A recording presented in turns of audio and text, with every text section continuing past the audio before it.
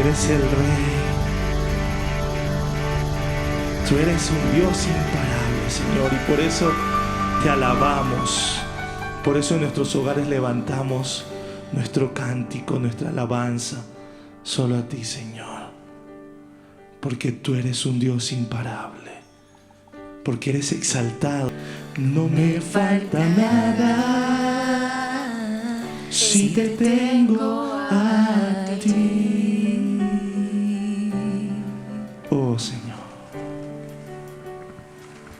tú eres alabado. Dios de imparable, Dios de imposibles, inigualable, eres invencible.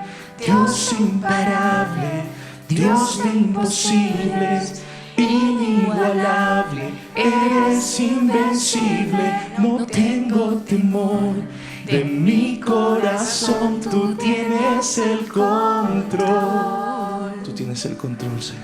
no tengo temor. Dile, no tengo De temor. mi corazón, Tú tienes el control. Tú tienes el control, Señor. Por eso puedo confiar en ti. De mi corazón tú tienes el control. No me falta nada. Nada nos falta, Señor, porque estás tú con Te nosotros. tengo A ti, una vez más, dile, no me falta nada. No me falta nada si te tengo a ti. Oh Jesús, gracias porque te tenemos y podemos descansar en ti, Señor. En medio de esta crisis, en medio de este tiempo, podemos descansar en ti. Y por eso dile gracias. Oh, gracias. Gracias, Dios. Gracias, gracias. Alabado sea tu nombre. Descansamos en ti. Gracias, Señor. Amén y amén. Que Dios los continúe bendiciendo.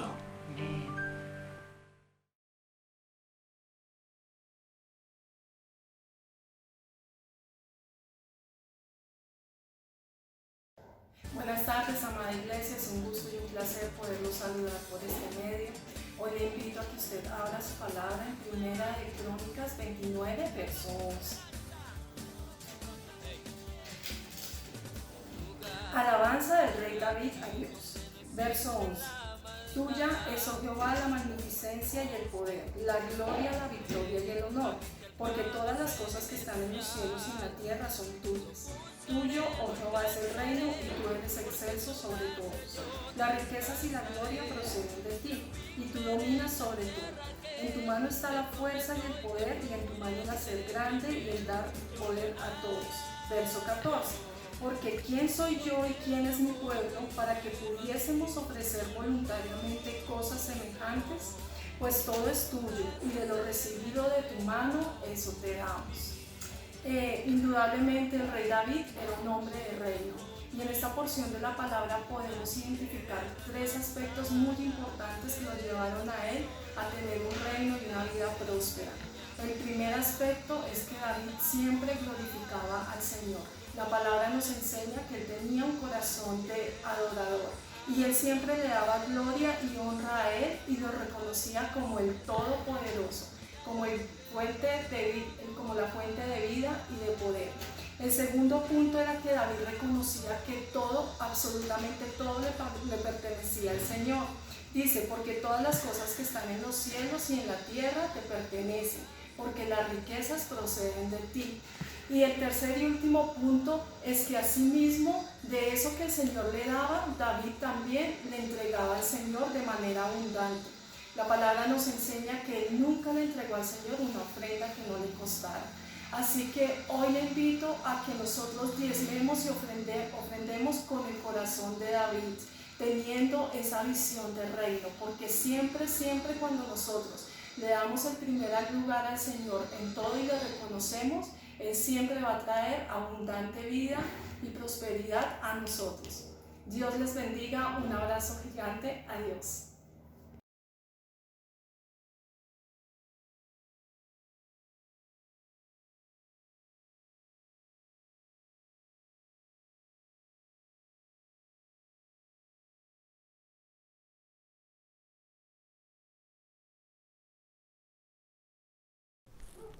Buenos días.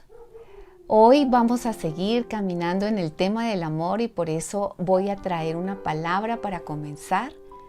Dice la palabra 2 Corintios capítulo 10, verso 3, pues aunque andamos en la carne, no militamos según la carne, porque las armas de nuestra milicia no son carnales, sino poderosas en Dios para la destrucción de fortalezas. Vamos a orar. Señor, te damos gracias en esta preciosa mañana. Gracias por permitir esta transmisión. Gracias por levantar esta tu iglesia dentro de tu propósito. Háblanos a nuestro corazón. Permítenos ser redarguidos. Permítenos ser confrontados, pero también exhortados a caminar, Señor, en esta enseñanza. Colocamos este tiempo delante de ti, Señor. Disponemos nuestro espíritu, alma y cuerpo bajo tu cobijo y soberanía, Señor, para que tú nos hables, nos enseñes y nos acompañes. Amén y amén. Bueno, buenos días, hijos de Dios. Otra mañana preciosa para poder llegar a sus corazones, a sus hogares. Seguimos desde casa. Sabemos que aún desde casa podemos aprovechar diligentemente nuestro tiempo como lo que estamos haciendo en este momento, dedicar un momento de nuestro tiempo para aprender la palabra de Dios. El mundo ha cambiado y hay muchas cosas muy dolorosas que están sucediendo en este momento. Sabemos que Satanás ha venido a enfermar al mundo.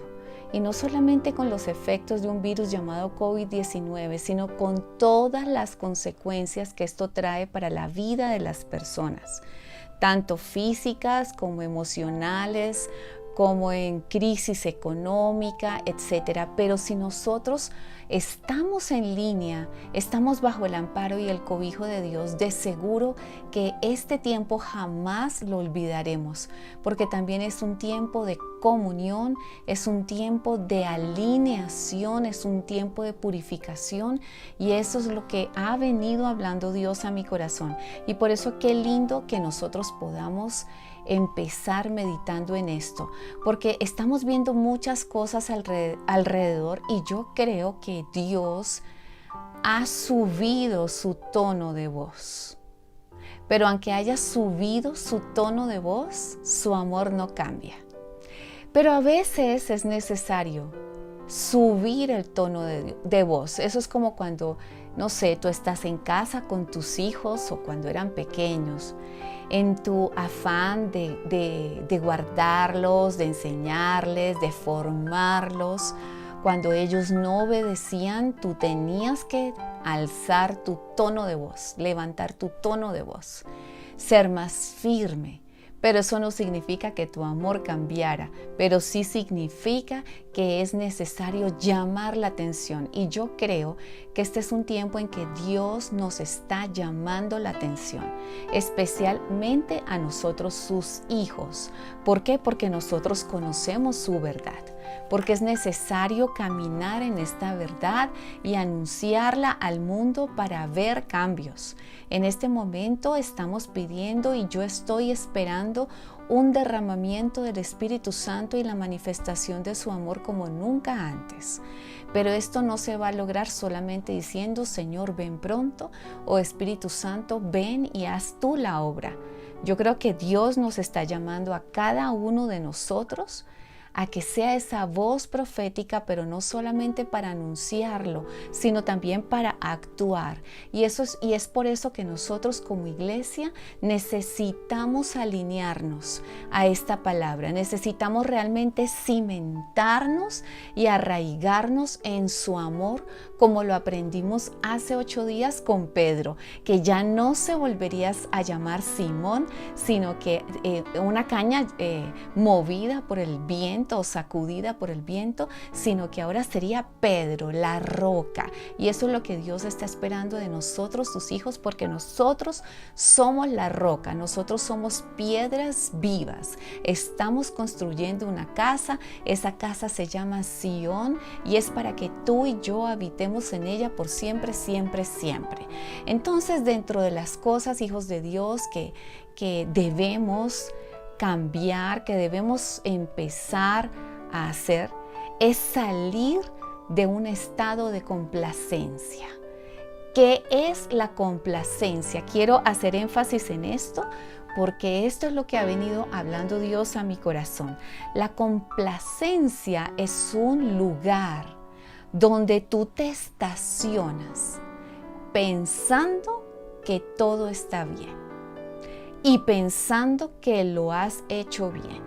Entonces es un lugar donde tú dices, bueno, yo estoy viendo las transmisiones, yo estoy orando, yo estoy leyendo la palabra, yo diezmo y hasta oro en lenguas. Pero yo ya ese curso yo ya me lo sé. Ese otro yo también ya me lo sé. Yo ya realmente ya cumplí con esto, no necesito prepararme más. Eso es complacencia. Complacencia nos lleva a estar estancados, paralizados, inertes. Y recuerda que Dios nos ha enseñado en este último tiempo que en el reino quien no avanza retrocede. Y por eso quiero llamar tu atención. Es tiempo de preparación, es tiempo de velar, de orar y de amarnos los unos a los otros. Entonces, bueno, quiero enseñar hoy algo bien interesante que es cómo vamos a impartir el amor de Dios al mundo. Como yo te decía, no es decir, Señor, ven y hazlo tú, sino que nosotros somos los que lo vamos a hacer. Eso es como en los tiempos del siglo XVIII. Yo te he hablado del predicador famoso Charles Finney, que fue el precursor de uno de los grandes avivamientos. Él no llegaba así como así a traer el mensaje del evangelio. Él siempre trabajaba a la par con su compañero, tal vez una persona desconocida, a lo mejor nadie recuerda su nombre. Se llamaba Daniel Nash y era más conocido como el Padre Nash. Entonces, cada vez que Charles Finney iba a llegar a un pueblo diferente, primeramente iba el Padre Nash y él llegaba a ese pueblo, reunía un equipo de intercesores y empezaban a orar incesantemente hasta que la gloria de Dios caía en este lugar. Y cuando Daniel Nash se asomaba a la ventana y podía ver con sus propios ojos que las personas ya empezaban a ser quebrantadas, que se postraban de rodillas delante de quien fuera allí en la calle, pidiendo perdón por sus pecados, ese era el momento en que él mandaba llamar a Charles Finney para que llegara con el mensaje del evangelio. Entonces, ¿qué era lo que estaba pasando? Pues que Daniel Nash era la llama que encendía la dinamita de este predicador. Pues bien, nosotros también somos la llama que enciende la luz y el fuego del avivamiento que va a venir sobre nuestra nación y las naciones de la tierra. Yo lo creo y si tú lo crees, vamos a provocarlo. Pero para eso tenemos que empezar a caminar en amor. Porque realmente, como lo vimos hace 8 días, hemos fallado. Y yo quiero enseñarte hoy algo bien interesante y por eso empecé esta prédica diciendo que nosotros no militamos según la carne, sino que nuestras armas, o sea, la dotación que Dios ha hecho en nuestra vida, nuestra dotación espiritual, incluye armas poderosas y son tan poderosas que van a destruir fortalezas y toda obra del enemigo. Pues bien, yo he traído una de estas armas y esta arma se llama el amor. Yo creo que la cámara no lo alcanza a percibir, pero yo te voy a mostrar aquí a un corazón y el dibujito que está aquí en el medio es un fusil de alta precisión que precisamente nos va a ayudar a luchar, a posicionarnos en el reino y a enforzar la victoria de Cristo. Y es porque necesitamos luchar contra este enemigo que está enfermando al mundo. Y Dios para eso nos dio armas poderosas. Y es como si Él te da a ti esta arma, un fusil de alta precisión y de largo alcance, pongámosle 2000 metros. Y Satanás te está amenazando con una cauchera. Esa es la dimensión, esa es la proporción real. Ahora, sí te quiero decir, una cauchera te puede hacer mucho daño. De hecho, David mató a Goliat con una honda y fue directo al blanco. Por eso nosotros no podemos bajar la guardia. Entonces tenemos que entender que el amor es el arma más poderosa que hay en el mundo. Yo lo digo tal vez de una forma informal, que es el arma más violenta que existe, porque no hay nada que pueda contra el amor. Es el arma más avasalladora. De hecho, estaba leyendo en mi internet una reflexión, una pequeña frase, me gustaría leértela. Es de Martin Luther King, que dice: devolver odio por odio multiplica el odio. Y añade una oscuridad más profunda a una noche ya desprovista de estrellas. La oscuridad no puede expulsar la oscuridad. Solo la luz puede hacer eso. El odio no puede expulsar el odio. Solo el amor puede hacer eso. Por eso es el arma más poderosa, porque el amor nunca falla. Contra el amor no hay ley, y por eso nosotros tenemos que aprender a usar esta arma. Tenemos que entrenarnos en el amor. Y entonces tú me dices, ¿cómo así entrenarnos en el amor? Pues bien, esta semana estaba en reunión con los intercesores y estábamos viendo que era necesario que nosotros camináramos en un sistema de justicia. Y una de las cosas que más hemos identificado es el no caminar en amor. Y uno de ellos me decía: pastora, pero ¿cómo podemos aprender a caminar en amor? Pues bien, de esto se trata todo esto que estamos aprendiendo.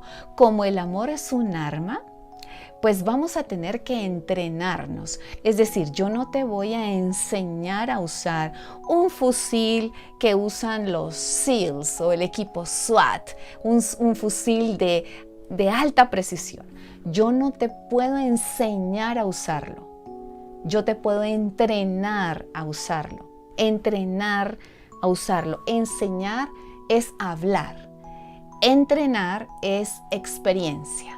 De hecho, mi esposo me acordaba de esta palabra: Dios no nos ha dado un espíritu de cobardía, sino de poder, de amor y de dominio propio. Pues bien, ¿qué es el dominio propio? El dominio propio es disciplina. Y en el amor hay que tener disciplina, hay que tener acción, hay que tener precisión, hay que tener realmente una decisión. Por eso la palabra de Dios dice en 1 de Juan, capítulo 3, verso 18, permíteme leerlo que lo tengo acá: hijitos míos, no amemos de palabra ni de lengua, sino de hecho y en verdad.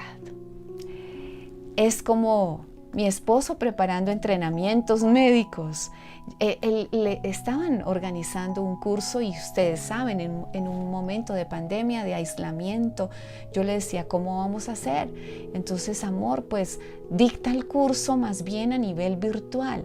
Y él me decía: no, amor, no se puede, porque en medicina las prácticas son lo más importante y es algo que se llama hands-on, es decir, como las manos, como imposición de manos. La práctica es importantísimo. No se puede enseñar medicina si no hay un hands-on. Igualmente, el amor no se puede enseñar si no hay un entrenamiento, si no hay un ejercicio. ¿Por qué? Porque tú has recibido este regalo del amor. Eso es lo que todos me preguntan. Bueno, pues sí, yo ya sé. La palabra de Dios dice que el amor fue derramado en mi espíritu, en mi corazón, por el Espíritu Santo. Y cuando hablan de derramado, quiere decir que estamos saturados del amor. Pues bueno, en 8 días voy a enseñarlo un poquito más didáctico, pero este amor fue depositado en nuestro espíritu. Ahora este amor debe pasar al alma y por tanto también debe pasar al cuerpo. Necesitamos empezar a ser libres de obstáculos, de pensamientos, de fortalezas que impidan que este amor se establezca.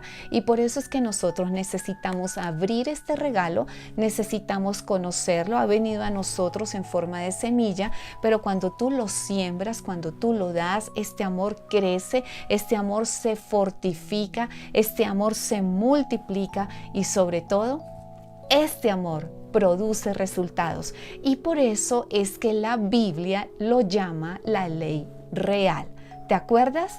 Qué importante que tú sepas cuál es la ley real. Incluso tengo otra cita, otra diferente, que te va a reforzar porque este mandamiento de amarnos los unos a los otros es el mandamiento más importante. Fíjate tú. Dice la palabra de Dios, Romanos capítulo 13, verso 8. No debáis a nadie nada, sino el amaros unos a otros. Porque el que ama al prójimo ha cumplido la ley. Entonces, toda la ley se basa en el amor, pero no tu amor humano, no tu amor pasional, es en el amor ágape que tú ya recibiste en tu corazón por el Espíritu Santo. El amor que le permitió a Pedro trascender de ser un hombre en lo natural, con sus fallas, con sus defectos, para convertirse en un hombre que junto con otros discípulos trastornaron al mundo entero.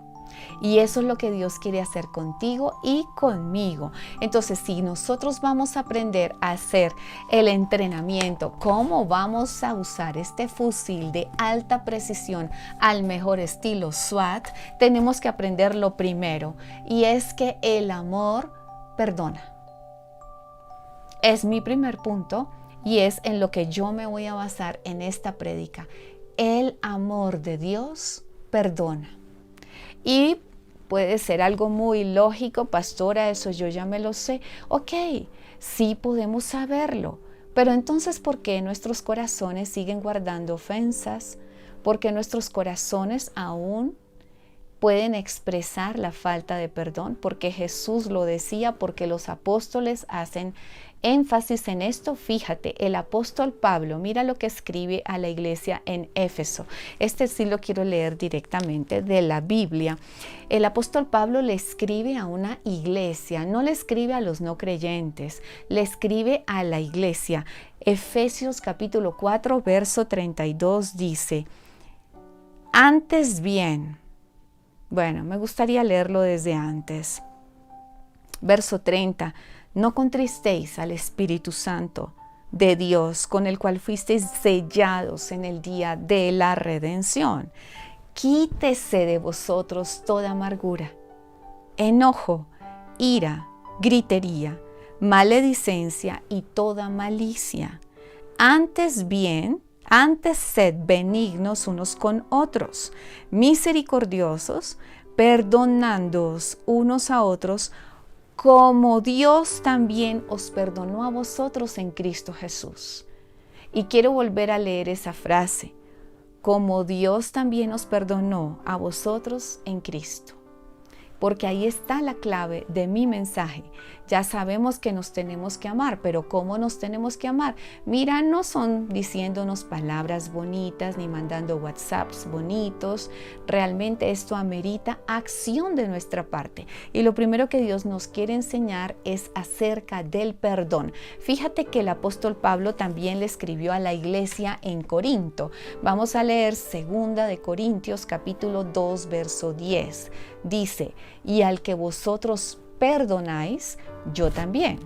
Porque también yo lo que he perdonado, si algo he perdonado, por vosotros lo he hecho en presencia de Cristo, para que Satanás no gane ventaja alguna sobre nosotros, pues no ignoramos sus maquinaciones. Ustedes saben que Satanás anda como un león rugiente buscando a quien devorar. Y si bien no te va a poder enfrentar y vencer con un pecado quizás muy grande, muy identificable, lo va a hacer a través de una puerta que se puede abrir y es la falta de perdón. Entonces, ¿por qué es relevante esto? ¿Por qué se supone que en la iglesia debemos caminar en amor y perdonarnos? Pablo tiene que hacer énfasis a 2 iglesias. Y si tú miras todas las cartas de Pablo, todas las iglesias reciben el mensaje de exhortación al amor y al perdón. ¿Y por qué si se supone que nosotros debemos caminar en amor? Pues bien, como lo dije hace 8 días, porque nuestro amor se está enfriando. Aunque nosotros no seamos conscientes de eso, nuestros corazones se han venido endureciendo. Entonces, ¿cómo debemos aprender a caminar en amor y en perdón? Pues bien, la palabra nos dice como Dios también nos perdonó a vosotros en Cristo Jesús. Bueno, ¿y cómo perdona a Dios? Te lo voy a decir para que tú imites, para que nosotros imitemos. Pues Dios lo primero que quiere que tú y yo sepamos hoy, y que no sea saberlo en nuestro intelecto, sino ser libres en nuestro corazón, es que el amor de Dios nos perdona y olvida. Olvida. Eso es lo que hace el ágape de Dios. Una vez que tú identificas tu pecado, una vez que hay algo que te carga, una vez que hay cosas que tú traes de tu pasado, si tú realmente te arrepientes, si tú realmente buscas a Dios, si tú realmente confiesas tu pecado, si tú realmente crees en el Señor y confías en Él, pues tienes que confiar que su amor perdona y olvida. Y aunque pareciera que esto tú ya lo sabes porque lo has venido aprendiendo en todo lo largo de tu vida cristiana, pues a veces no caminamos en ese perdón de Dios. Ahora bien, tú te puedes acercar a Dios de diferentes formas. Tú te puedes acercar a Dios como Padre, porque Él es nuestro Padre. Por eso Jesús enseñó la oración del Padre nuestro que estás en el cielo. Pero también dice en Lucas 11:4, más adelante, y perdónanos nuestros pecados, porque también nosotros perdonamos a todos los que nos deben, y no nos metas en tentación, mas líbranos del mal. ¿Qué quiere decir? Que cuando tú te arrepientes, cuando tú confiesas, cuando tú le pides perdón a Dios, Dios hace borrón y cuenta nueva. Él ya no se acuerda más de tus rebeliones, de tus transgresiones. Tú le vas a decir esto y Él va a decir, ¿de qué me estás hablando? Yo ya no me acuerdo, yo ya no te veo como un hombre pecador. Y eso tenemos que tenerlo muy presente para esta charla. En segundo lugar, tú también te puedes aproximar a Dios como amigo. Y dice la palabra, si confesamos nuestros pecados delante de Dios, Él es fiel y justo para perdonarnos y para limpiarnos de toda maldad. O tú te puedes acercar a Dios como juez. Podemos buscar a Dios como Padre, podemos buscar a Dios como amigo, o podemos buscar a Dios como juez. Y cuando buscas a Dios como juez, cuando hay un pecado que se resiste, cuando hay un pecado como la iniquidad que persiste, que está en tu vida, que persevera, que no hay posibilidad, que ya no has podido vencerlo, quizás viene de tu línea de sangre, viene de tu herencia, y es entonces cuando Dios nos ha dado un lugar muy especial. Esto lo hemos enseñado en Cortes del Cielo, y quiero anunciarles que próximamente estaremos haciendo nuevamente el seminario de Cortes del Cielo, más lento, más profundo, para que tú también puedas tener esta gran revelación para tu vida. Entonces allí en este trono de gracia vamos a mirarlo. Hebreos capítulo 4 verso 16 dice: acerquémonos pues confiadamente al trono de la gracia para alcanzar misericordia y hallar gracia para el oportuno socorro. ¿Qué es el trono de la gracia? El trono de la gracia es una dimensión espiritual donde tú como hijo tienes acceso a ese lugar y puedes estar delante de él porque necesitas un veredicto.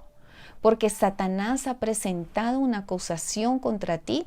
Recuerda lo que acabo de decirte, que el diablo anda como león rugiente buscando a quien devorar, y ahí se habla de un adversario, y ese adversario es alguien que ha presentado un caso en tu contra. Y ese caso en tu contra implica que tú tienes que comparecer para poder vencerlo, para que apliques ese perdón de Dios a través de la sangre de Jesús, a través de la posición de Jesús como tu abogado, a través de la fuerza que te da el Espíritu Santo para traer esa convicción en tu vida, esa revelación del pecado que todavía hay, y poder pedir perdón y obtener esa gracia y ese oportuno socorro, esa misericordia. Y ese es el lugar que Dios ha establecido para nosotros. Y cuando tú llegas allí y cuando tú obtienes tu perdón, pues toda acusación es destruida. Toda acta de decretos, no importa cuál sea, no importa lo que esté escrito, no importa lo que hayas hecho, todo, no hay pecado que la sangre de Cristo no pueda alcanzar, no pueda redimir, no pueda haber remisión. Remisión significa que se ha pagado un precio, ya no hay imputación de cargos, ya no hay nada en contra tuya. ¿Y qué es lo que dice la palabra en el Antiguo Pacto? En el Antiguo Testamento, cuando tú vas al Antiguo Testamento, Dios te dice, míralo acá, Isaías 43, verso 25, dice: yo soy el que borro tus rebeliones por amor de mí mismo, y no me acordaré más de tus pecados. No me acordaré de tus pecados. Y si eso fue en el Antiguo Pacto, que todavía no habíamos recibido la gracia, pues ¿cómo no va a ser en el Nuevo Pacto, donde a través de Jesús hemos recibido el perdón, hemos recibido la justificación y todos estos regalos tan maravillosos? Pues el Nuevo Pacto dice en Hebreos capítulo 8, verso 12, y perdonaré sus maldades y nunca más me acordaré de sus pecados. Dios te ha perdonado y ese pecado no existe, y esa es su gracia. Entonces, bien, no necesitas pedir perdón una y otra vez por lo mismo. Perdóname que te diga esto, pero hay discípulos, hay discípulas que me dicen, que me llaman y dicen: sí, pastora, yo voy todos los días a la corte del cielo y le pido perdón a Dios por mi pecado. Todos los días le pido perdón a Dios por lo mismo. Pues bien, esa es la confianza que nos acompaña, que tú no necesitas, ya no necesitas pedir perdón por lo mismo. Si tú has pedido perdón en un verdadero arrepentimiento, si tú has derramado tu corazón delante de Dios, Él es fiel y justo para perdonarte y para limpiarte. ¿Qué tal que no fuera así? ¿Qué tal que cada vez que tú te fueras a acercar a Dios, Dios te recordara todo lo que has hecho? Porque eso a veces hacemos los esposos, ¿no? Y te acuerdas de hace 20 años cuando tú hiciste esto, tú hiciste aquello. Y a veces hay personas que guardan esas ofensas contra los demás. Y acuérdese que qué triste es que cuando hace 20 años y resulta que Dios nos está enseñando que Él ya no se acuerda. Él ya no se acuerda. Si esto pasara, nosotros no podríamos sustentar nuestra fe. Si esto pasara, nosotros viviríamos en condenación. Es como la historia, es una historia y es un cuento muy infantil, excúsame, pero yo creo que va a ser muy edificante. Alguna vez he contado este cuento y se trata de dos niños. Un niño, vamos a ponerle Juanito. Juanito sale al jardín, están en una granja así como esta, y tiene una hermanita y está su mamá allí viendo por una ventana, etcétera, etcétera. Y Juanito va y empieza a jugar con todos los animalitos y allí había en el rancho habían unos pollos y empezó a jugar y sin querer, descuidadamente pisó un pollito y lo mató.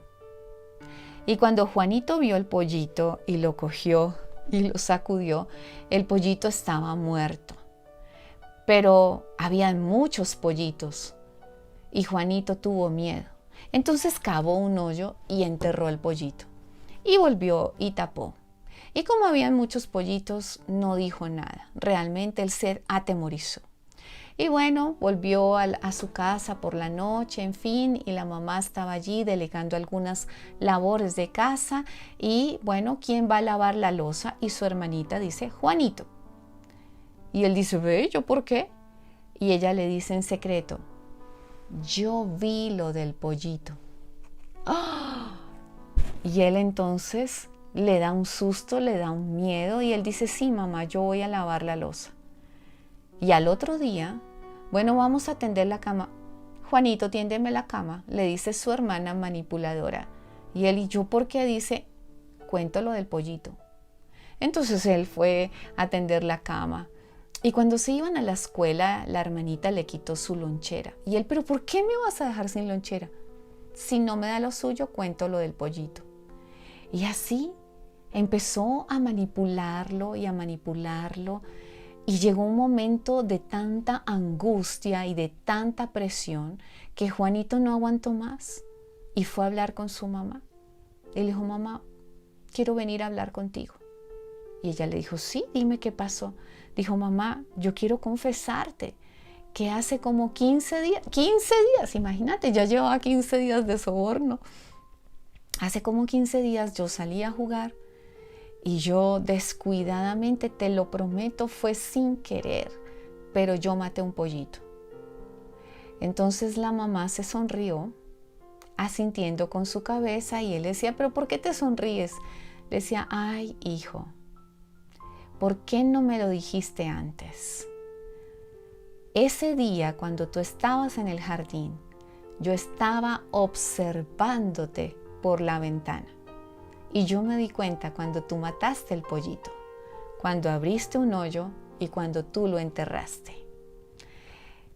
Lo que no entiendo, hijo, es por qué no tuviste la confianza de venir a contármelo y permitiste que tu hermana te manipulara y te oprimiera durante 15 días, accediendo a todos sus caprichos y deseos. Y el hijo quedó asombrado. Pues bien, no hay nada en lo oculto, no hay nada que Dios no haya visto, pero también te digo que no hay nada que Dios no pueda perdonar. Él ha estado allí como esta mamá, observando, y Él nos quiere extender esa invitación para que nos acerquemos a Él y abramos nuestro corazón y nos quitemos tanta carga y tanta opresión. Por eso la palabra de Dios nos dice, hijos, Romanos, a los que hemos estado haciendo nuestro tiempo con Dios en Romanos 8:1 dice, ahora pues ninguna condenación hay para los que están en Cristo Jesús, los que no andan conforme a la carne, sino conforme al Espíritu. Entonces, qué interesante, hijos de Dios, pero ¿por qué muchos no han podido recibir el perdón? ¿Por qué es tan fácil perdonar a otros, pero no perdonarse a sí mismo? Hay personas que viven en esta cautividad, como yo te decía. Hay personas que siempre están recordando los errores del pasado, y estas cosas que te voy a mencionar no me las estoy inventando, forman parte de mi consejería habitual, pero cosas como estas he estado escuchando para darme cuenta que tú y yo necesitamos recibir esa palabra. Tuve una discípula que vivía en una condenación constante porque en el momento, en su juventud, quedó en embarazo y no tuvo el valor de afrontar a sus padres y cometió un aborto. Y cuando conoció al Señor se dio cuenta de su error, se dio cuenta de que este era un asesinato, pero a pesar de que ella conocía al Señor, a pesar de que empezó a crecer, sí seguía con ese dolor en el corazón. Ella había sabido que Dios nos perdonaba, aunque ella hubiera cometido un asesinato, pero no podía recibir su perdón. Otra discípula hizo un robo en su empresa.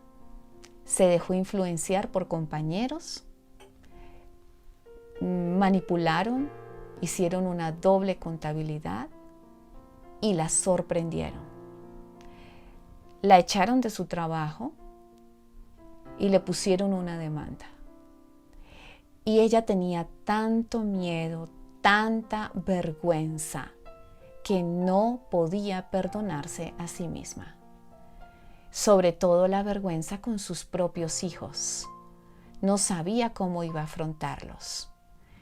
Y son cosas demasiado dolorosas. Tuve otro discípulo que en un momento de angustia y depresión ante una decepción se fue a un bar y lastimosamente en una relación sexual se contagió de SIDA. Y son cosas que uno puede decir, Dios mío, si ese día no hubiera existido.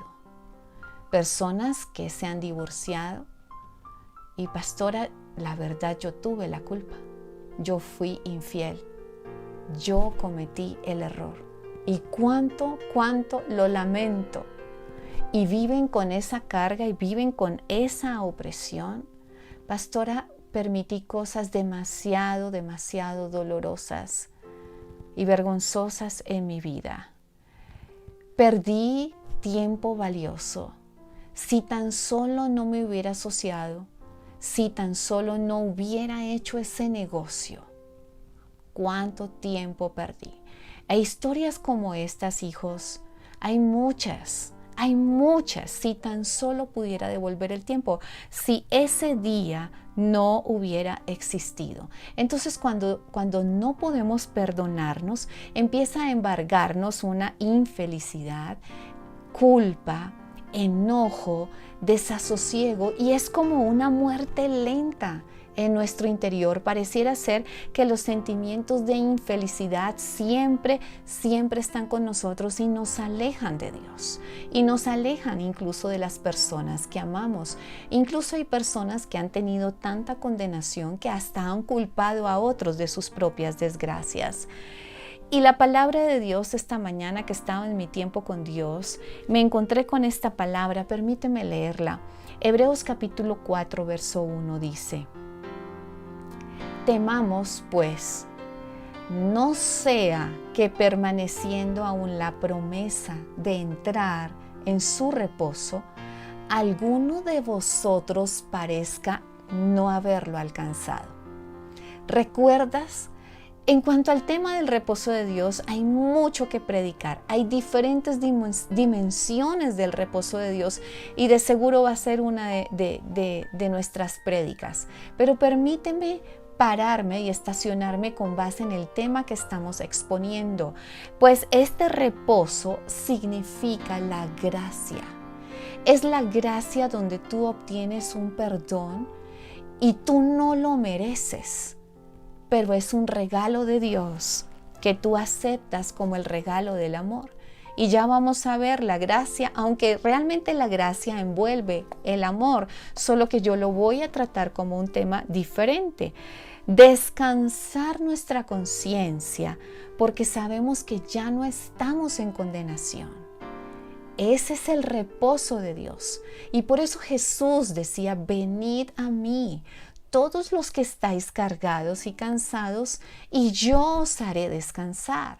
Llevad mi yugo sobre vosotros, que soy manso y humilde de corazón, y hallaréis descanso para vuestras almas, porque mi yugo es fácil y ligera es mi carga. La gracia nos perdona, no tienes que seguirlo cargando. No hay condenación para aquellos que vivimos no según la carne, sino según el Espíritu. Entonces, hijos de Dios, necesitamos ser libres. ¿Te sientes enfadado? ¿Te sientes avergonzado o avergonzada? ¿Te sientes deprimido o deprimida? ¿Te odias a ti mismo? Por más que luches por encontrar la felicidad, no lo logras. ¿Sientes que no mereces ser feliz? ¿Tienes remordimientos? O como te decía, culpas a otros por lo que te pasó. Pues esto significa, hijo de Dios, que aún cuando el perdón de Dios está disponible para ti, no lo has recibido. No lo has recibido. Y quiero decirte que Jesús te ama aún en tus momentos de mayor vergüenza. Jesús perdonó a Pedro.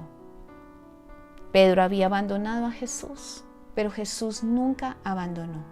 Jesús lo restauró. Y eso es lo que Él quiere hacer con nosotros. Nada te va a separar de su amor. Eso es lo que Él nos quiere enseñar. ¿Y qué si te equivocaste?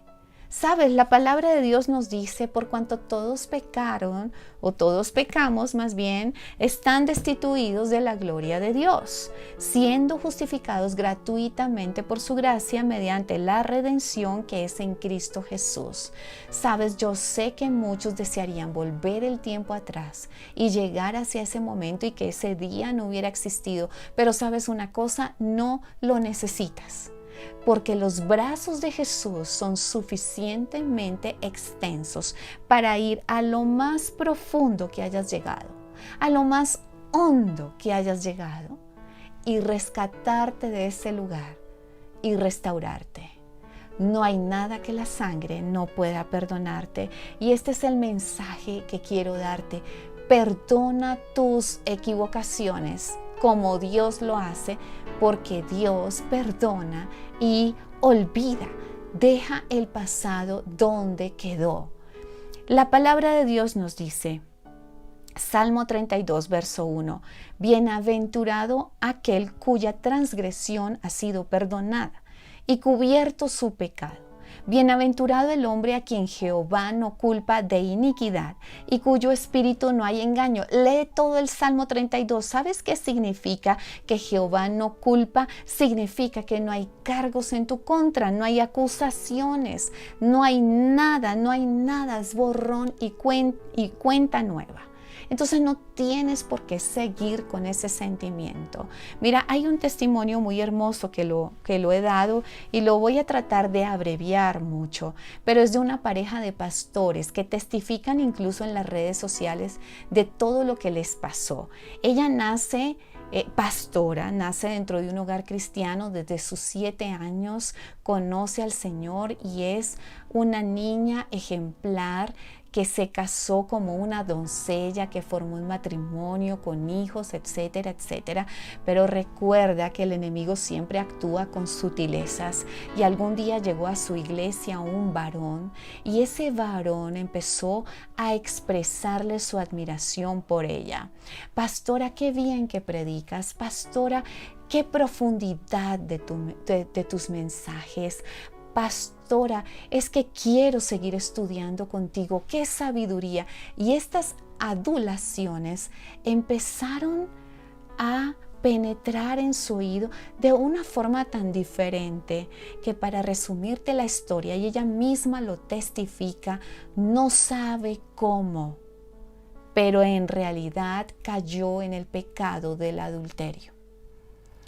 Y fue tan grande su dolor que ella no quería perdonarse. Ella no sabía cómo iba a afrontar a su esposo, que ese era el pastor de la iglesia, con sus hijos, que son los modelos, los referentes.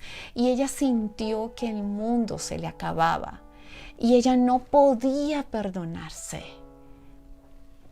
Y bien, para completar la historia, descubre que queda embarazada. Ahí sí que era peor. Vinieron a su mente los peores pensamientos, los peores, los que ella jamás se imaginó que iba a albergar en su corazón. Todo por el miedo a tener que afrontar. Pero gracias a Dios, en la sabiduría de su cobertura, ella pudo ser aconsejada y ella pudo enfrentar que aun cuando se hubiera equivocado, Dios la perdonaría. Y ella, aunque no podía perdonarse, porque cuando tú conoces la palabra y te pasa una cosa de estas, es mucho más difícil que venir del mundo y no tener conocimiento. Pero cuando tú conoces, era tan difícil afrontarlo. Y ella pudo hacerlo. Y ella pudo ver el amor de Dios y su misericordia en medio de tanta vergüenza. Y confesó su pecado a su esposo. Su cobertura, llena de amor y de misericordia, le aconsejó que dejaran la iglesia y fueran a otro lugar. Y no les quitó su amor, no les quitó su cobertura. La cobertura, el pastor de cobertura les decía al esposo: tienes que perdonar. Tienes que perdonar. Y ella no se creía merecedora, ella no podía mirar a sus hijos de la vergüenza. Pero un día el pastor, recibiendo también esta revelación de Dios, llamó a sus hijos y colocó a su esposa en la mitad de la sala y cogió una sábana blanca y la puso encima de su esposa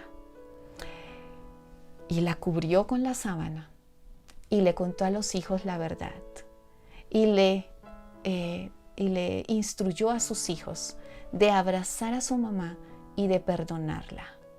Ella recibió el amor de su esposo, ella recibió el amor y el perdón de sus